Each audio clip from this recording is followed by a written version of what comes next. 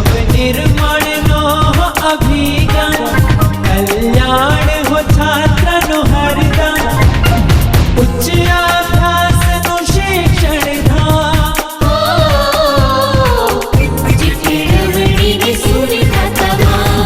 મહર્ષિ ગુરુકુળ, મહર્ષિ ગુરુકુળ, મહર્ષિ ગુરુકુળ, મહર્ષિ ગુરુકુળ, મહર્ષિ ગુરુકુળ.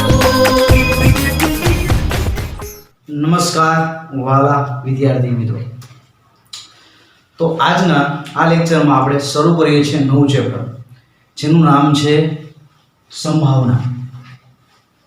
તો સંભાવનાના આ પહેલા લેક્ચરમાં આપણે સૌપ્રથમ સંભાવના વિશેની બેઝિક માહિતી મેળવવી છે. મિત્રો, સંભાવના એ એકદમ સહેલું ચેપ્ટર છે, બરાબર છે. એ તમને રોકડા માર્ક અપાવે એવું ચેપ્ટર છે.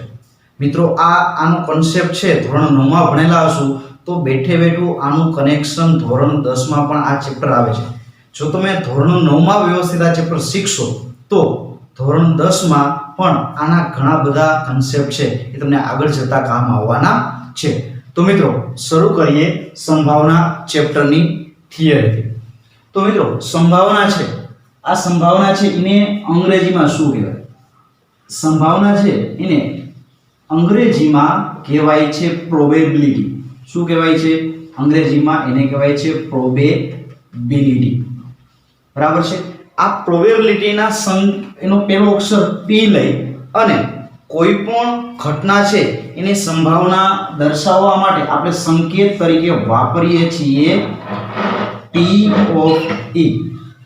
તો મિત્રો, આ P of E સંકેત છે એને એવું કહેવાય કે ઘટના E ઉદ્ભવવા માટેની સંભાવના. ઘટના E ઉદ્ભવવા માટેની સંભાવના, બરાબર છે. તો આ વાત થઈ એના સંકેત વિશે, બરાબર છે. મિત્રો, ઘણી વખત પૂછે છે કે સંભાવનાને અંગ્રેજીમાં શું કહે છે?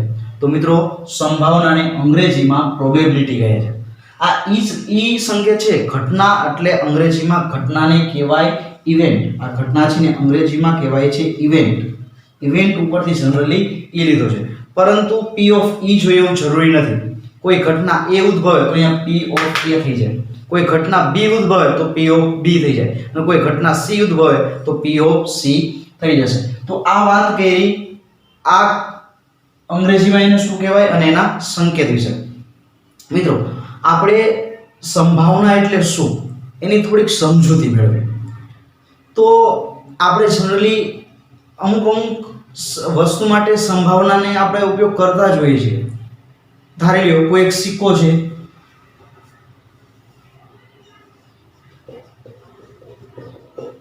હવે આ સિક્કાને આપણે ઉછાળીએ તો આના ઉપર બે પરિણામ આવી શકે. આ સિક્કાને ઉછાળીએ તો કેટલા પરિણામ આવી શકે? બે આવી શકે. કા આના ઉપર છાપ આવી શકે અથવા તો આના ઉપર કાંટ આવી શકે. તો અહીંયા મિત્રો કુલ પરિણામ કેટલા થવાના છે? તો મિત્રો અહીંયા કુલ પરિણામ બે થવાના, છાપ અને કાંટ. હવે સિક્કાને આપણે ઉછાળીએ ત્યારે આપણને ખબર હોતી નથી કે આના ઉપર છાપ પડવાની છે કે કાંટ પડવાની છે. તો આ સિક્કાને ઉછાળતા બે શક્યતાઓ મળે છે. કઈ? તો એક છાપ અને કાંટ. તો આ શક્યતા એટલે શું? આ શક્યતા એટલે જ સંભાવના.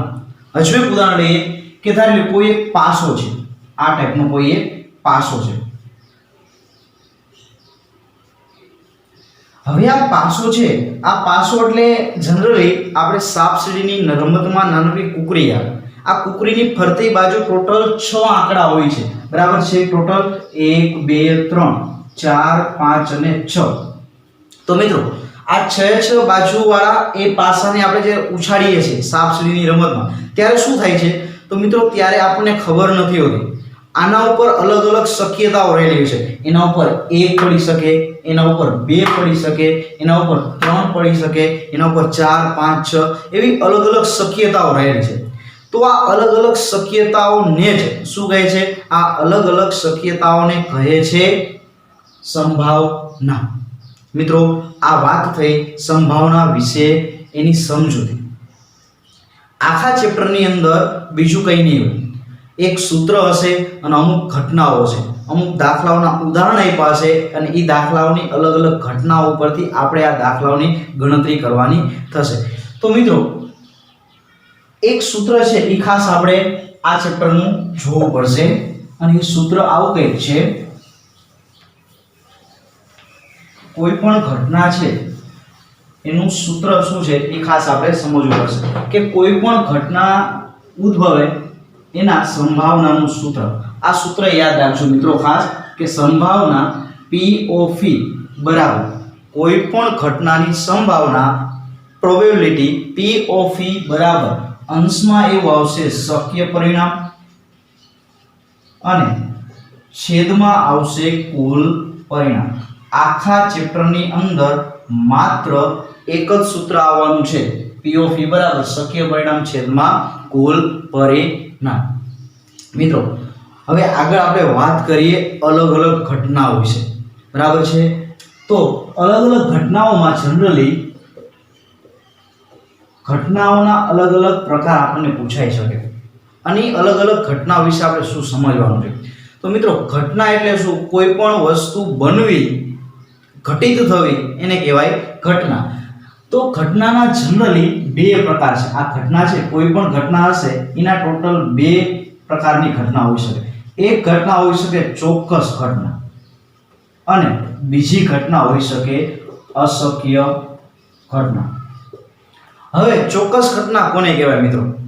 તો મિત્રો જે ઘટના ચોક્કસપણે બનવાની હોય એને ચોક્કસ ઘટના કહે છે. ધારી લો કે હું કહું કે સૂર્યનું પૂર્વમાં ઉગવું, તો સૂર્ય હંમેશા પૂર્વમાં ઉગે જ છે. આથી આ ઘટનાને કેવી કહેવાય? આથી આ ઘટનાને ચોક્કસ ઘટના કહે છે. હજી એક ઉદાહરણ લઈએ કે ધારી લો એમ કહું 2 + 2 = 4, તો મિત્રો હંમેશા 2 ને 2 4 જ થાય. આ ઘટના કેવી થઈ? તો કે આ ઘટના મિત્રો ચોક્કસ ઘટના થઈ, બરાબર છે. તો જે ઘટના ચોક્કસપણે બને એ ઘટનાને ચોક્કસ ઘટના કહે છે. બીજું અશક્ય ઘટના. તો જે ઘટના શક્ય નથી, જે ઘટના ક્યારેય શક્ય નથી, બનવાની જ નથી, એ ઘટનાને અશક્ય ઘટના કહે છે. ઉદાહરણ લઈને સમજીએ. હું એમ કહું કે સૂર્યનું ઉત્તર દિશામાં ઉગવું, તો આપણને મિત્રો ખબર છે કે સૂર્ય હંમેશા પૂર્વ દિશામાં જ ઉગે છે. સૂર્ય ક્યારેય ઉત્તર દિશામાં ન ઉગી શકે. એટલા માટે આ ઘટના કેવી થઈ? સૂર્યની ઉત્તર દિશામાં ઉગવી એ અશક્ય ઘટના થશે. આગળ આપણે વાત કરીએ. હું એમ કહું કે 100 માર્કનું એક પેપર લીધું, આ 100 માર્કના પેપરમાં મારે 103 માર્ક આવે, તો શક્ય જ નથી. 100 માર્કના પેપરમાં વધુમાં વધુ 100 માંથી 100 માર્ક આવી શકે, પરંતુ 100 માર્કના પેપરમાં 103 માર્ક ક્યારેય પણ આવી શકે નહીં. તો આવી ઘટનાઓને અશક્ય ઘટના કહે છે. તો મિત્રો તમે સમજી ગયા કે ચોક્કસ એટલે જે ઘટના ચોક્કસપણે બનવાની છે એ. અશક્ય ઘટના તો જે ઘટના ક્યારેય બનવાની નથી. બીજું આની અંદર અમુક MCQ બની શકે. કેવા MCQ બની શકે? આવા MCQ બની કે ચોક્કસ ઘટનાનું મૂલ્ય કેટલું હોય છે? તો મિત્રો યાદ રાખજો, ચોક્કસ ઘટનાનું મૂલ્ય હંમેશા 1 હોય છે. બીજું પૂછ્યું કે અશક્ય ઘટનાનું મૂલ્ય હંમેશા કેટલું હોય? તો મિત્રો યાદ રાખજો, અશક્ય ઘટનાનું મૂલ્ય 0 હોય છે. આ એક પ્રશ્ન પૂછાઈ શકે. બીજું તમને એમ પૂછાય કે કોઈ પણ ઘટનાનું મૂલ્ય, કે કોઈ પણ ઘટનાની સંભાવનાનું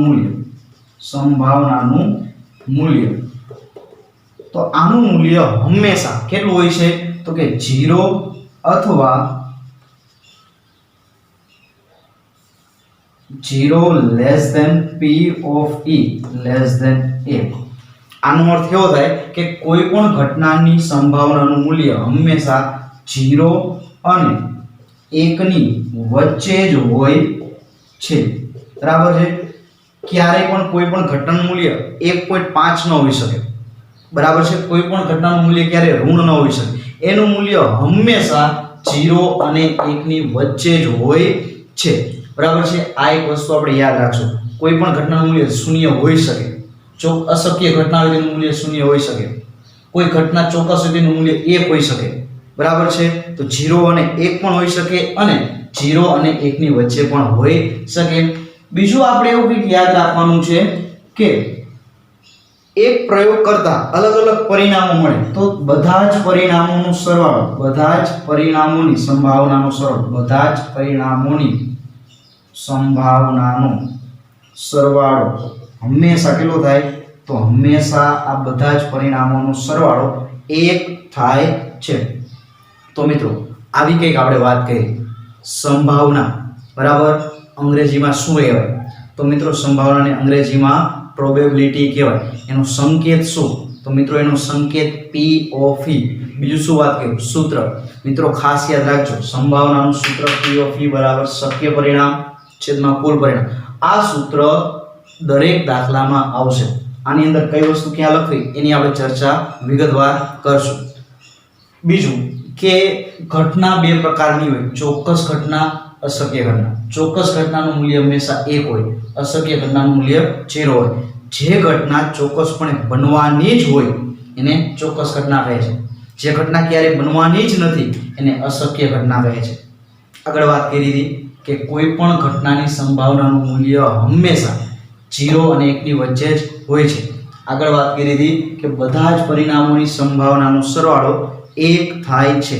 મિત્રો આટલી વસ્તુ તમને આવડશે એટલે ચોક્કસપણે ચેપ્ટર નંબર 15 સંભાવના એકદમ સહેલું છે, જે આપણને 110% આવડશે. બરાબર છે. તો આપણે આગળ વાત કરીએ સ્વાધ્યાય 15.1 વિશે. નમસ્કાર મિત્રો, તો આગળના લેક્ચરમાં આપણે અગાઉ થોડુંક જોઈ લીધું, સંભાવના વિશેની બેઝિક માહિતી મેળવી લીધી. તો આપણે બેઝિક માહિતીમાં ખાસ આ એક વસ્તુનો ઉપયોગ આવશે કે સંભાવના, કોઈ પણ વસ્તુની સંભાવના બરાબર આવી આ એક સૂત્ર ખાસ આવશે જે આપણે યાદ રાખશું કે અંશમાં આવશે શક્ય પરિણામ અને છેદમાં આવશે કુલ પરિણામ. કોઈ પણ વસ્તુની સંભાવના શોધવી હોય તો એનું સૂત્ર છે સંભાવના બરાબર શક્ય પરિણામ છેદમાં કુલ પરિણામ. દરેક દાખલાની અંદર આ એક સૂત્ર ફરજિયાત આવશે. હવે વિદ્યાર્થી મિત્રો વાત કરીએ સ્વાધ્યાય 15.1. સ્વાધ્યાય 15.1 એનો દાખલા નંબર 2. રકમ વાંચીએ, સમજીએ અને પછી દાખલો ગણીએ કે ક્રિકેટમાં એક સ્ત્રી ખેલાડી 30 બોલમાંથી 6 વાર દડાને ક્ષેત્ર રેખાની બહાર મોકલે. ક્ષેત્ર રેખાની બહાર મોકલવો એટલે શું? તો કે બાઉન્ડ્રીની બહાર મોકલવો. જનરલી ક્ષેત્ર રેખા આપણે થોડોક અટપટો શબ્દ લાગે, પણ આપણે ક્રિકેટ જોતા હોય તો ખ્યાલ હોય કે એમાં બાઉન્ડ્રી એટલે તેની ફરતી બાજુ. જો એની ફરતી બહાર હોય જાય એક ટપ પડે તો આપણે એને 4 રન કહીએ છીએ, અને ડાયરેક્ટ જતો રહે તો આપણે એને 6 રન કહીએ છીએ. બરાબર. ક્ષેત્ર રેખા એટલે બીજું કંઈ નહીં, બાઉન્ડ્રી. તો આ સ્ત્રી ખેલાડી છે 30 બોલમાંથી 6 વાર દડા ક્ષેત્ર રેખાને એટલે બાઉન્ડરીની બહાર મોકલે. બરાબર. અને પ્રશ્ન એમ પૂછો કે તેને દડાને ક્ષેત્ર રેખાની બહાર ન મોકલી હોય, બહાર ન મોકલ્યો એટલે બાઉન્ડરીની બહાર નથી મોકલ્યો, એની સંભાવના શોધો. તો મિત્રો રકમ આપીને એ મુજબ આપણે લખીએ. તો રકમ આપીએ એ મુજબ કુલ દડાઓની સંખ્યા કેટલી છે? તો અહીંયા કુલ પરિણામ બરાબર કુલ પરિણામ એટલે કુલ બોલ આપેલા છે. કુલ પરિણામ કેટલા આપ્યા છે? તો મિત્રો 30 બોલમાંથી કીધું એટલે કુલ કેટલા બોલ આપ્યા છે? તો કે કુલ 30 બોલ આપ્યા છે. તો કુલ પરિણામ કેટલા થશે? તો કે 30 થશે. બરાબર છે. તમે એમ પણ લખી શકો કુલ બોલની સંખ્યા કેટલી આપી છે? તો કે 30 આપી છે. કુલ પરિણામ કેટલું છે? 30. હવે મિત્રો રકમ આપી છે, જો દડાને કેટલી વખત બહાર ફેંકે છે ક્ષેત્ર રેખાની? તો કે 6 વાર ક્ષેત્ર રેખાની બહાર મોકલે છે. તો અહીંયા લખી કે ક્ષેત્ર રેખાની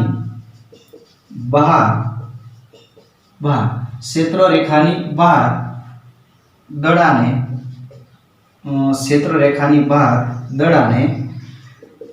મોકલે. કેટલી વખત? 6 વખત. ક્ષેત્ર રેખાની બહાર દડાને મોકલેલની સંખ્યા કેટલી છે? 6 વખત છે. તો મિત્રો કુલ પરિણામ 30 જોયું, ક્ષેત્ર રેખાની બહાર દડાને મોકલે કેટલી વખત? 6 વખત. તો હવે ક્ષેત્ર રેખાની બહાર મોકલો ને એ પ્રશ્ન નથી પૂછ્યો, ક્ષેત્ર રેખાની બહાર ન મોકલ્યો એવી સંભાવના કેટલી? તો મિત્રો 6 વખત ક્ષેત્ર રેખાની બહાર મોકલો હોય તો કેટલી વખત ન મોકલો હોય? તો કે મિત્રો 30 માંથી 6 બાદ કરી નાખો કેટલા વધે? તો 30 માંથી 6 બાદ કરો કેટલા વધે? 24. તો મિત્રો 24 વખત ક્ષેત્ર રેખાની બહાર દડાને મોકલેલ હોય નહીં. તો જે પ્રશ્ન પૂછ્યો છે એના વિશે આપણે ચર્ચા કરીએ. તો પ્રશ્ન એવો કંઈક પૂછ્યો છે કે ક્ષેત્ર રેખાની બહાર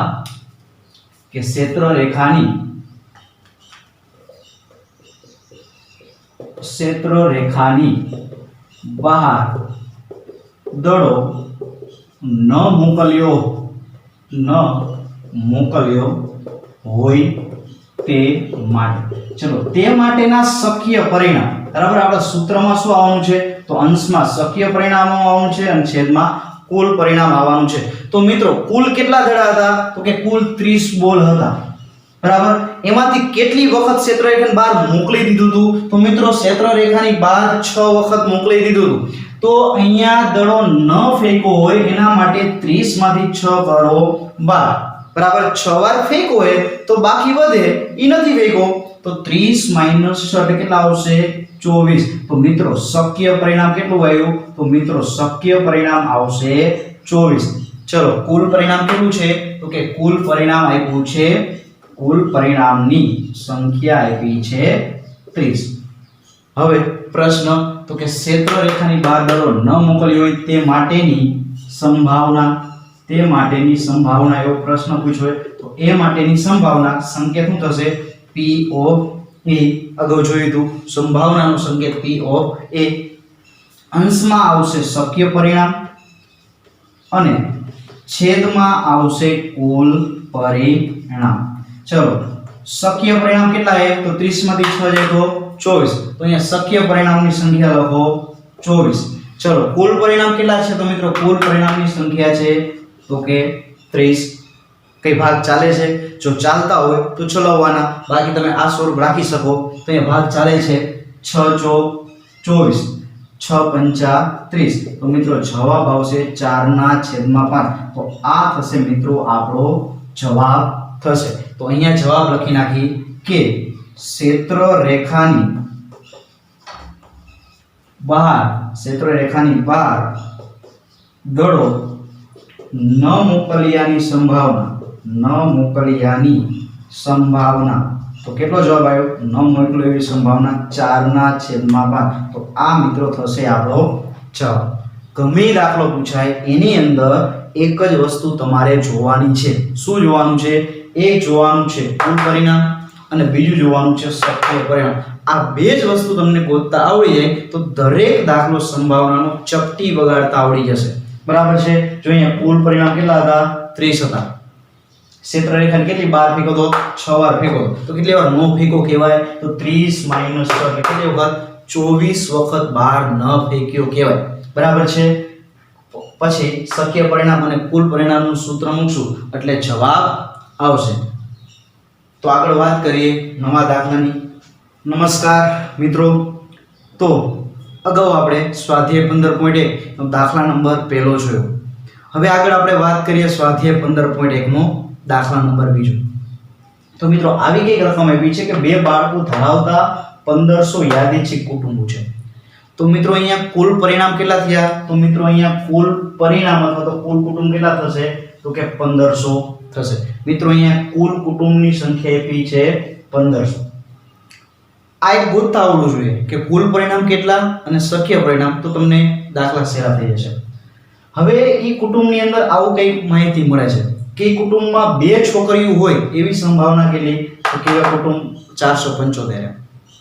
એક જ છોકરી હોય એવા કુટુંબ કેટલા છે? તો કે 814. અને અહીંયા 0 છોકરી એટલે કુટુંબમાં છોકરીઓ હોય જ નહીં, બધા જ સંતાન છોકરા હોય એવા કુટુંબ 211 છે. તો મિત્રો આ દાખલામાં અલગ અલગ 3 પ્રશ્નો પૂછ્યો છે. એમાંથી આપણે વારાફરતી 3 પ્રશ્નોની ચર્ચા કરતા જઈએ. બરાબર છે? એમાંથી પહેલો પ્રશ્ન આપણે ચર્ચા કરીએ 2 છોકરીઓ હોય. તો મિત્રો અહીંયા સૌપ્રથમ આપણે વાત કરીએ 2 છોકરીઓ હોવા માટે. પ્રશ્ન નંબર 1, 2 છોકરીઓ માટેની સંભાવના. 2 છોકરીઓ માટેની સંભાવના. તો મિત્રો 2 છોકરીઓ માટેની સંભાવના માટે તો પહેલા તો સૌપ્રથમ જરૂર પડશે કુલ પરિણામની. તો મિત્રો કુલ પરિણામ એટલે શું? તો કે આની અંદર આપેલા કુલ કુટુંબની સંખ્યા. તો મિત્રો કુલ કુટુંબ કેટલા આપ્યા છે? 1500. તો મિત્રો અહીંયા કુલ પરિણામ કેટલા થશે? તો મિત્રો અહીંયા કુલ પરિણામની સંખ્યા થશે 1500. હવે 2 છોકરીઓ હોય એ માટેની સંભાવના પૂછી છે એટલે જરૂર પડશે શક્ય પરિણામની. તો મિત્રો શક્ય પરિણામ કેટલું છે જો? તો મિત્રો શક્ય પરિણામ હવે આવા દાખલાની અંદર શક્ય પરિણામ કઈ રીતના શોધવું એ આપણે સમજીએ. મિત્રો, કુટુંબમાં છોકરીની સંખ્યા કેટલી પૂછી છે? પ્રશ્ન નંબર 2.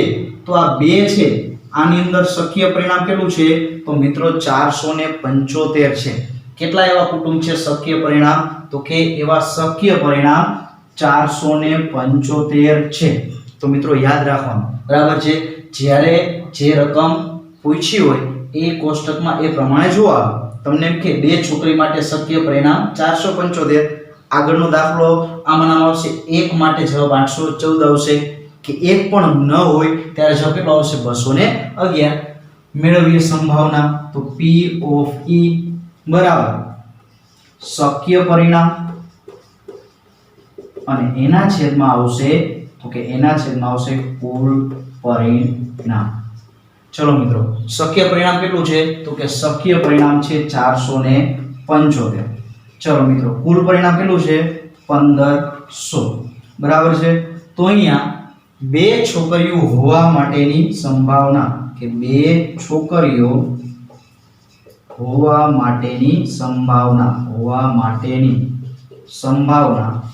બરાબર 475 છેદમાં 1500 થશે. બરાબર છે. કાંઈ છે નહીં, કુલ પરિણામ 1500, 2 છોકરીઓ માટે શક્ય પરિણામ 415 થશે. આગળ પ્રશ્ન નંબર 2. તો પ્રશ્ન નંબર 2 છે એમાં આપણને એમ પૂછ્યું કે પ્રશ્ન નંબર 2ની અંદર 1 છોકરી હોવા માટે, બરાબર છે. પહેલો પ્રશ્ન જોઈ લીધા. દરેક આખો દાખલો બોર્ડમાં સમાઈ શકે તો નથી, બરાબર. એટલા માટે આપણે શું કરીએ છીએ? તો વારાફરતી પ્રશ્ન જોઈએ. રકમ આની જ, બીજા રકમ યાદગીરી રીતે પસંદ કરતા કરેલા. તો 1 છોકરી હોય એ માટેની સંભાવના કેટલી? તો મિત્રો આખા દાખલો આના જેવો થશે. જ્યાં જ્યાં ચેન્જ આવે અહીંયા જોતા જઈએ. કોની સંભાવના પૂછી છે? 1 છોકરીઓની સંભાવના પૂછી છે. એટલે અહીંયા પ્રશ્ન નંબર 2માં શું પૂછ્યું છે? તો કેટલી છોકરીઓ માટેની? તો મિત્રો અહીંયા પૂછી છે 1 છોકરીઓ માટેની સંભાવના. ચલો, કુલ પરિણામ, તો કે કુલ કુટુંબ કેટલા છે? 1500 છે. બરાબર છે. તો એમાં કઈ ફેર નહીં આવે. શક્ય પરિણામ અહીંયા બદલશે. મિત્રો 1 છોકરી હોય તો છોકરીઓની સંખ્યા કેટલી? 1 હોય એના માટેનું શક્ય પરિણામ કેટલું છે? 814. તો મિત્રો અહીંયા શક્ય પરિણામની જગ્યાએ કેટલા આવશે? તો મિત્રો અહીંયા 814. આગળ આપણે શું આવશે સૂત્ર? કે P of E શક્ય પરિણામ છેદમાં કુલ પરિણામ. ચલો, અહીંયા શક્ય પરિણામ કેટલું મળ્યું છે? તો કે અહીંયા શક્ય પરિણામ મળ્યું છે 814. તો કાંઈ જ બદલશે નહીં, માત્ર કિંમત શક્ય પરિણામની બદલશે ને બાકીનું એમને. તો 1 છોકરી હોવા માટેની સંભાવના, તો 1 છોકરી હોવા માટેની સંભાવના કેટલી થશે? તો 814 છેદમાં 1500 થશે. બરાબર છે. કાંઈ ચેન્જ નથી. જ્યાં 2 હતું તો 475 જોતા હતા, તો 1 અહીંયા કેટલું જોવાનું? 814 જોવાના થશે. આગળ આપણે વાત કરીએ દાખલા નંબર 3 વિશે. તો ત્રીજા પ્રશ્નમાં એમ પ્રશ્ન પૂછ્યો છે કે 1 પણ છોકરી ન હોય, કે 1 પણ છોકરી ન હોય. બરાબર. આ જ દાખલામાં કે 1 પણ છોકરી ન હોય. પ્રશ્ન નંબર 3 કે 1 પણ છોકરી ન હોય, 1 પણ છોકરી ન હોય. બરાબર છે. કે 1 પણ છોકરી ન હોય એના માટેની સંભાવના. તો મિત્રો કુલ પરિણામ બદલવાનું નથી, 1500 ને 1500 જ રહેવાનું છે. હવે શક્ય પરિણામ બદલશે. 1 પણ છોકરી ન હોય એટલે 0 છોકરીઓ હોય એવી સંભાવના કેટલી છે? તો મિત્રો 0 છોકરીઓ હોય એવી સંભાવના કેટલી છે? તો કે 211. તો એ શક્ય પરિણામ 800 માંથી કેટલા થઈ જશે? તો મિત્રો અહીંયા 211.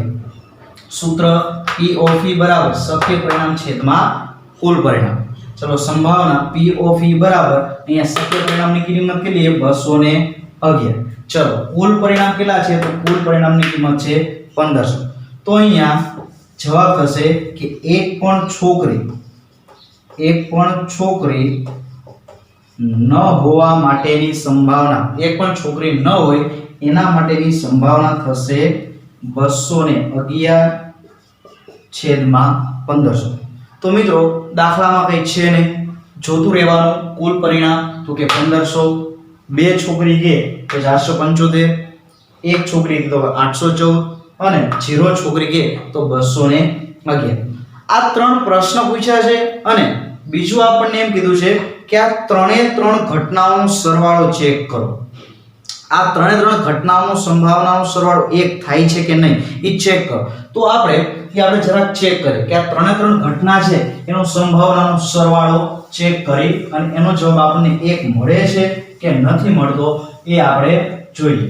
તો 3 પ્રશ્ન છે એમાં આપણે આવું કંઈક મેળવ્યું હતું કે સૌપ્રથમ પહેલી ઘટના હતો એનો જવાબ કેટલો મળ્યો હતો તો કે શક્ય પરિણામ પહેલાનું કેટલું મળ્યું 475. પહેલાનું મળ્યું હતું 475 છેદમાં 1500. બરાબર, અગાઉ આપણે જોયું શક્ય પરિણામ 415, કુલ પરિણામ 1500.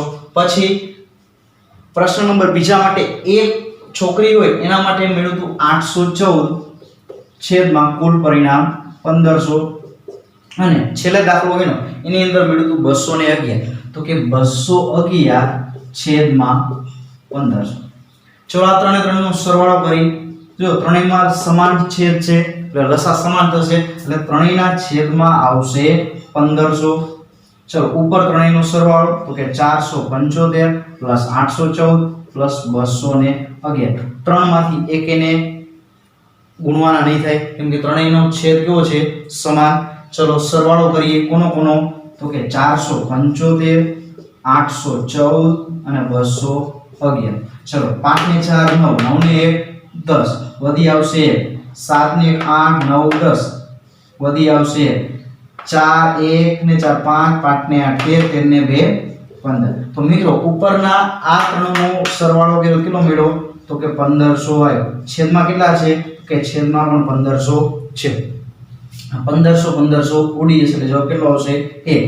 તો આપણે લખી શકીએ કે 3 ઘટનાઓના સંભાવનાનો સરવાળો કેટલો થાય છે તો કે 3 ઘટનાઓની સંભાવનાનો સરવાળો હંમેશા કેટલો થશે તો કે 3 ઘટનાની સંભાવનાનો સરવાળો 1 થશે. નમસ્કાર મિત્રો, તો સ્વાધ્યાય 15.1 પહેલો અને બીજો દાખલો જોયો. હવે આગળ આપણે આગળના દાખલા ગણશું. એની અંદર સ્વાધ્યાય 15.1 ના આગળના દાખલાઓમાં આપણે શું આવવાનું છે તો આગળના દાખલાઓમાં સિક્કાઓ રિલેટેડ દાખલા આવવાના છે. તો મિત્રો સિક્કા વિશેની બેઝિક માહિતી આપણને ખબર જ હોય છે, એમ છતાં આપણે આ લેક્ચરમાં થોડીક એની થિયરી વિશે સમજૂતી મેળવી. તો મિત્રો કોઈ પણ સિક્કો હોય આ સિક્કાને ઉછાળવાનો પ્રયોગ આપણે જનરલી પરીક્ષામાં પૂછાતો હોય છે.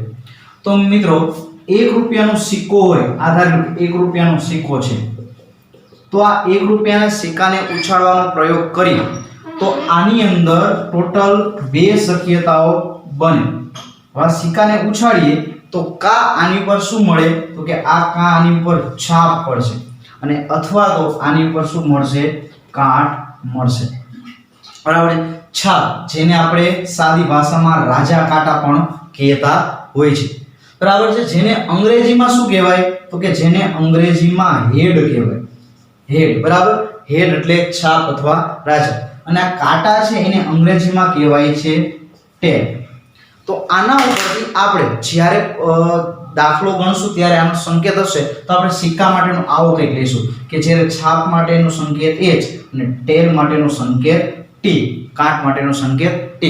તો સિક્કાઓની અંદર આપણે યાદ શું રાખવાનું તો સિક્કાઓની અંદર આવું કંઈક યાદ રાખવાનું કે સિક્કાને કુલ પરિણામ કેટલા હોય તો સિક્કા છે એને કુલ કેટલા પરિણામ હોય તો કે કુલ 2 પરિણામ હોય. સિક્કાને કેટલા પરિણામ હોય 2. આ 2 માંથી શું હોય તો એને છાપ હોય અને એને શું હોય કાટ હોય. મિત્રો બીજું આમાંથી આગળ જતા આગળના ધોરણમાં એવા પણ દાખલા આવશે કે આ સિક્કો છે એને ઉછાળીએ તો એક જ સિક્કાને ઉછાળવાનો હોય તો કે એવું પણ બની શકે અને એવું પણ બની શકે કે એક સિક્કાને 2 વાર ઉછાળો. તો એક સિક્કાને 2 વાર ઉછાળો તો એમાં પરિણામની સંખ્યા બદલાશે. બરાબર છે, 2 સિક્કાને ઉછાળો તો પણ પરિણામ બદલાશે. એક સિક્કાને 3 વાર બદલો તો પણ પરિણામ બદલે. એક સિક્કાને 4 વાર ઉછાળો તો પણ કુલ પરિણામની સંખ્યા બદલશે. બરાબર છે. આગળ વાત કરીએ કુલ પરિણામ 2. પછી એમ પૂછે કે શક્ય પરિણામ. જો પ્રશ્ન પૂછે ખબર કે એક સિક્કાને ઉછાળતા એના ઉપર છાપ પડવાની શક્યતા કેટલી? તો ચલો આ સિક્કા ઉપર છાપ આવે કેટલી વખત? તો એક વખત. તો શક્ય પરિણામ કેટલું આવે? 1. એ પછી તમને છાપ પૂછે તો પણ એક આવે અને કાટ પૂછે તો પણ એક જ આવશે. એટલે કે સિક્કાને ઉછાળવાના પ્રયોગ માટે તમને શક્ય પરિણામ તમને ગમે પૂછે, છાપ પૂછે તો પણ એક આવે અને તમને કાટ પૂછે તો પણ કેટલું આવે? 1. એનું કારણ શું? એનું કારણ એક જ કે આ સિક્કા ઉપર છાપ એક જ હોવાનું અને કાટ પણ એક જ હોવાનું. તો મિત્રો આગળ આપણે વાત કરશું સિક્કાઓ સંબંધી દાખલા વિશે.